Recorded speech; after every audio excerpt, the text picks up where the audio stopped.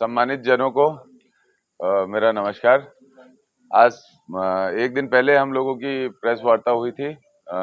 ED का जो प्रकरण सोशल मीडिया के माध्यम से जानकारी मिला था, ट्विटर अकाउंट के माध्यम से जानकारी मिला था कि ईडी के द्वारा मेरी संपत्ति अटैच की गई है।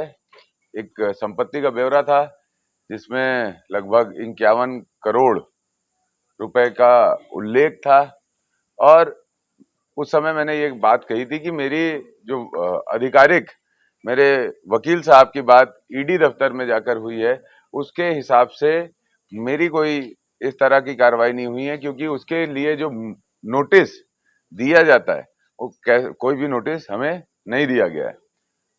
उस दिन जो मैंने बात कही थी वो सच साबित हुई। कल दोपहर में ईडी के दफ्तर से एक नोटिस मेरे पास आया जिसको मैंने रिसीव किया।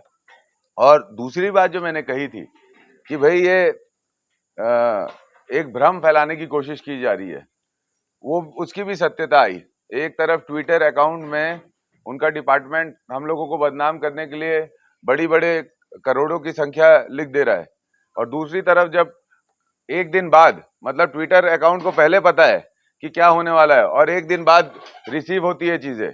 एक दिन बाद जब मुझे कागज रिसीव होता है, मेरे से दस्तखत कराया जाता है, तो उसमें ये दिखता है कि क्या अटैचमेंट किया। मैंने जो कहा था वही, मेरी माता जी के नाम पे 2011 में उन्होंने जो घर लिया था, उस घर को जिसका आज का मूल्य, ये वैल्यूएशन भी है, ये कागज है, वैल्यूएशन है 21 लाख रुपए, और जिसमें से अटैचमेंट क्या हुआ, जो मेरा हक है 50% मेरा, 50% मेरी माँ का, 10,98,450 रुपए। और इसके अलावा क्या, मेरा जो सरकारी अकाउंट है जिसमें मेरी तनख्वाह आती है, उस अकाउंट को सीज कर दिया, उस पे उसको अटैच कर दिया, सीज के अटैच कर दिया।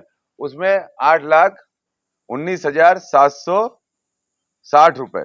तो कुल जो मुझसे मेरे जो संपत्ति अटैच की गई है वो 19,18,210 रुपए की है। 19,18,210 रुपए की है।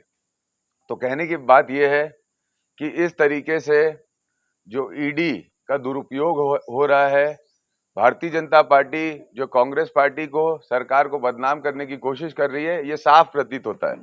एक तरफ ईडी के ट्विटर अकाउंट से ऐसी हेडलाइन बनाई जाती है जिस पे भ्रम फैले, भारतीय जनता पार्टी के नेता उस भ्रम का प्रचार प्रसार करने में लग जाते हैं, और दूसरी तरफ जो ईडी की कार्रवाई होनी चाहिए, जैसे एक लोकतांत्रिक संस्था की कार्रवाई होनी चाहिए कि भाई ट्विटर अकाउंट में आने से पहले जो व्यक्ति है उसको नोटिस आना चाहिए, उसको कागज दिया जाना चाहिए, लेकिन वो समय पे नहीं होता, वो अगले दिन होता है। तो इससे आप खुद समझ सकते हैं कि ईडी कहां से चल रही है, कैसी चल रही है और किस लिए चल रही है।